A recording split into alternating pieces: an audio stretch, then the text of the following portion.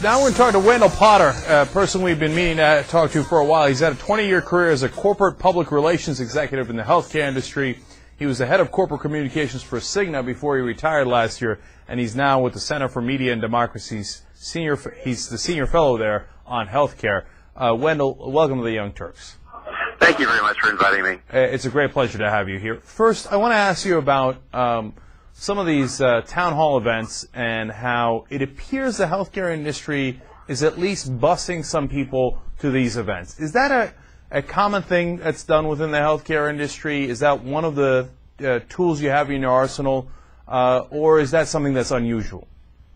No, that's not uncommon at all. It happens a lot, and they even go so far in lobbying to fly in people from all over the country to go to Capitol Hill. So busing people is probably pretty economical for them. But, yeah, they do that kind of stuff all the time. And the point there, Wendell, is to create this feeling of real Americans concerned to make sure that there is no health care reform, because I know a lot of real Americans are obsessed with that.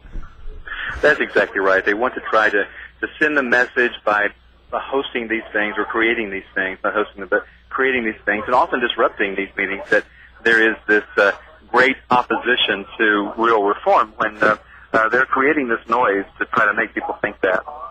All right, so one is these fake grassroots efforts as to how you convince people. Two, obviously, in one of the things in their arsenal for PR reasons, and again, Wendell, you would know this better than anyone else, is, of course, TV ads. But the third is buying politicians. Can you tell us a little bit more about how that happens and how much of an unspoken quid pro quo there is with politicians? Well, it's very significant, and it's been going on for a long time. As the health insurance industry, another special industry, been anticipating this big debate on health care reform. They knew that it was inevitable. So they have been spending lots and lots of money, millions of dollars in through their political action committees and through the campaign contributions that the executives have made to both Republicans and Democrats. Used to be it was just primarily Republicans when they controlled Washington, but as they saw the political winds begin to shift, they started shifting their contribution strategy, particularly to the so-called blue dog Democrats. They've contributed to Republicans so much for so many years, they can pretty much count on all those votes. But they had to have, or trying to get the support of a lot of these blue dogs to help them defeat reform again this time. And how do they, is there, you worked obviously in corporate communications and PR for 20 years in this industry. Are there gatherings where they say, hey, you know what, it might help to buy Mike Ross, Arkansas Democrat. It might, hey, you know what, let's come up with a strategy of which politicians are the easiest to buy so that they're in our back pocket. I mean, that sounds probably too over the top and crass. Are there code words? How do they do it? It's done at the trade association level. The biggest trade association for the health insurance industry is a group called America's Health Insurance Plans.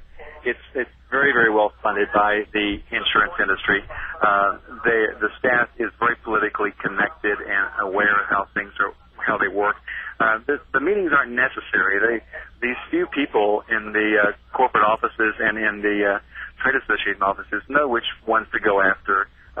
They look at their voting records. They know which ones to support politically through contributions. So, you don't really need the big meetings to have that done. Wendell, is it fair to say that these politicians are really bought? I think it's fair. I think there's no other way to consider it because these contributions make enormous differences. These politicians count on it.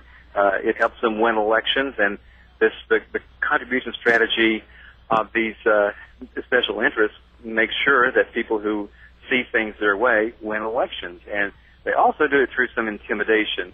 They can send a message that if you don't vote our way, then we'll support your opponent the next time you've got someone running against you.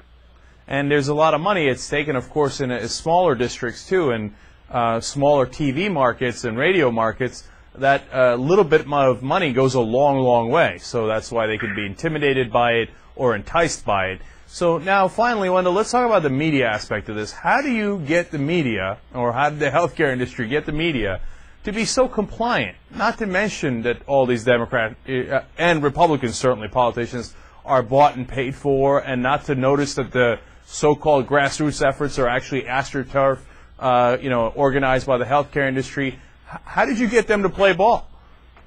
Well, you know, it's kind of like how they get the how they get the politicians to play the game for them, do the things they want them to. You curry favor with the reporters who cover it, who cover the industry, like I used to do. I mean, one of the most important parts of my job was to develop close relationships with key reporters, and I developed them over the years, so that when a reporter was working on a story, I could almost be guaranteed of getting my messages carried in that story. It's just similar to how they can influence votes in Congress. So it's as simple as not necessarily, you're certainly not paying off the politicians, although with the Washington Post salons, you're funneling a lot of money into the overall organization, but just becoming friendly so that they feel, well, I don't want to screw over Wendell, he's such a good guy, let me put his point of view in here. Exactly. That's how it works. That's how the game is played. It's relationship, and if I come across someone who's likable, which I try to be, and someone who's credible, and someone who seems to know what he's talking about, who gets back to a reporter very quickly, that, you know, it's kind of like putting money in the bank for when you need it later.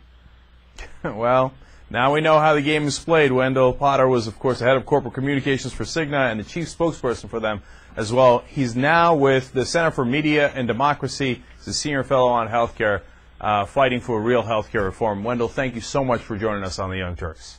Really, thank you for this opportunity. I appreciate it very much. All right, we really appreciate it as well. We'd love to have you back sometime as well.